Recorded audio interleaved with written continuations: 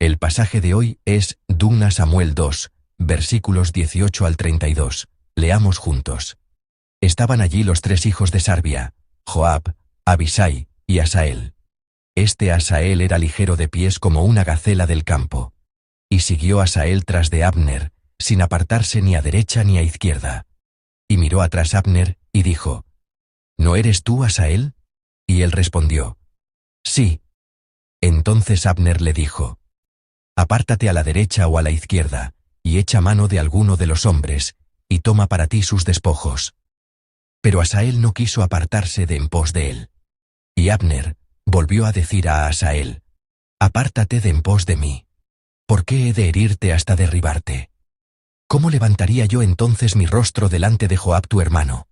Y no queriendo él irse, lo hirió Abner con el regatón de la lanza por la 5ª costilla, y le salió la lanza por la espalda, y cayó allí, y murió en aquel mismo sitio.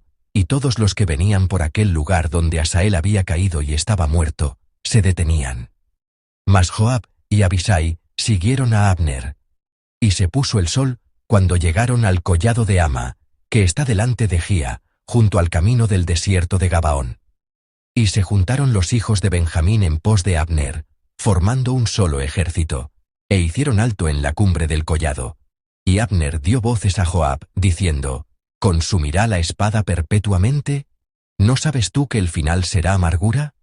¿Hasta cuándo no dirás al pueblo que se vuelva de perseguir a sus hermanos?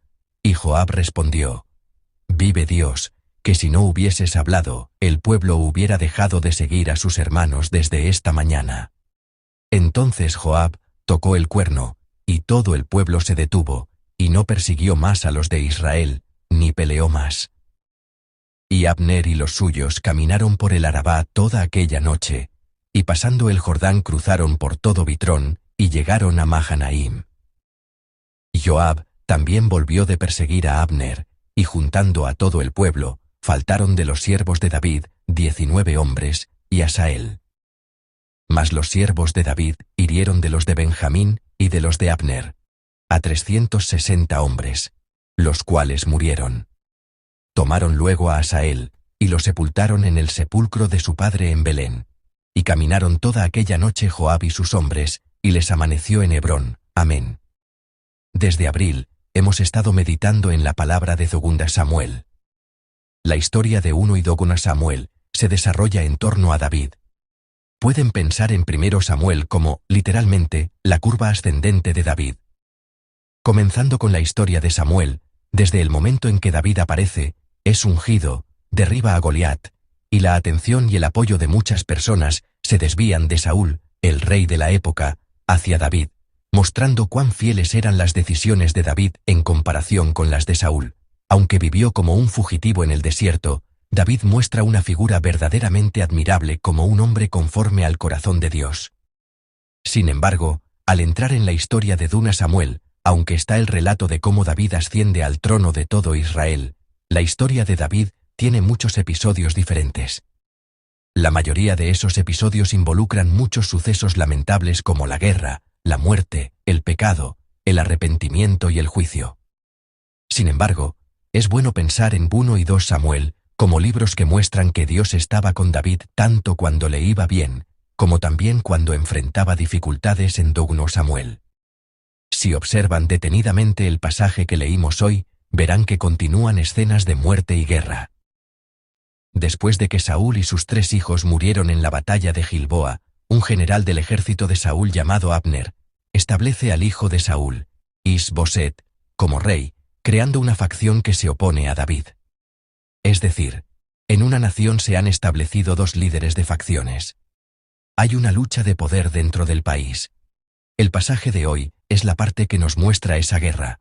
Pueden pensar en Abner como alguien del campamento de Saúl, y en Joab, Abisai y Asael como personas del campamento de David. Pero durante esa guerra, el general llamado Asael es asesinado por Abner. A causa de esa muerte en la guerra, surge otra venganza, y para adelantarles lo que sucede después, en 2 Samuel capítulo 3, Joab mata a Abner en venganza. Es decir, la historia de gente muriendo, matando y guerreando, continúa apareciendo en 2 Samuel. Lo que debemos pensar en medio de este pasaje de hoy es que, aunque fue bueno que Asael avanzara con lealtad y fervor por David, el corazón de David no era así. Ya lo vimos anteriormente, a través de la palabra de 2 Samuel capítulo 1. David no se alegró por la muerte de Saúl. Cantó el lamento por Saúl y Jonatán. Por lo tanto, David no tenía la malicia de querer arrancar de raíz a la facción de Is-Boset, establecida a través de Abner.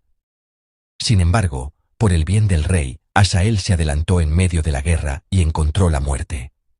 Y por eso, Joab, a su vez, se venga. En medio de estas historias, ¿qué debemos pensar? David ascendió como rey en Hebrón, luego se convirtió en rey de todo Israel, y fue el rey establecido por Dios. Es, literalmente, un rey que gobierna al pueblo de Dios en su representación. El corazón de David y el mandato de David son el corazón de Dios y el mandato de Dios. Entonces, la acción de Asael, que actuó de manera diferente al corazón de David, fue una acción diferente al corazón de Dios y a la voluntad de Dios. Quizás, esta muerte de Asael nos muestra el fin de una persona que fue en contra de la voluntad de Dios y del corazón de Dios. Hoy, al meditar en la palabra, espero que recordemos esto claramente. ¿Estoy tratando de caminar ahora con un corazón como el de Dios? ¿Estoy avanzando ahora por un camino como el de la palabra de Dios?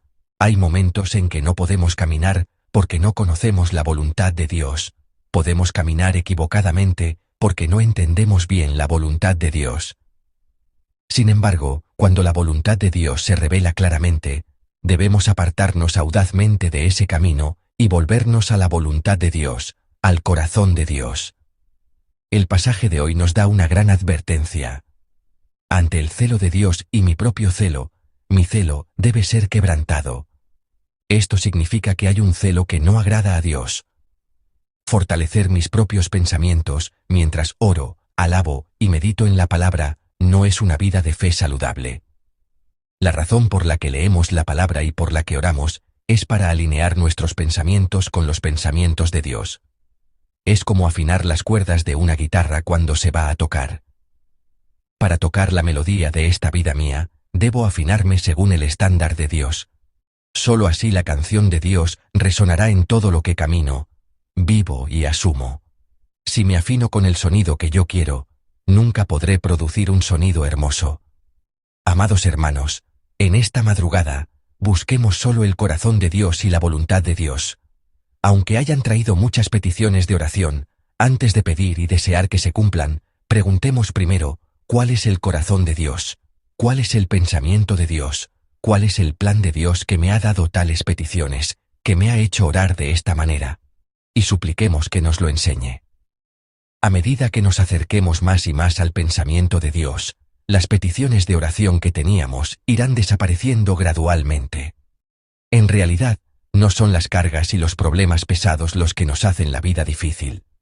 Mi vida se vuelve difícil cuando no conozco el corazón de Dios, cuando pierdo de vista el pensamiento de Dios, cuando camino en dirección opuesta a la voluntad de Dios.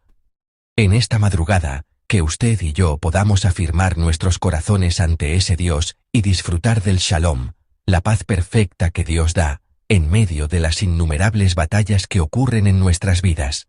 Los bendigo en el nombre del Señor.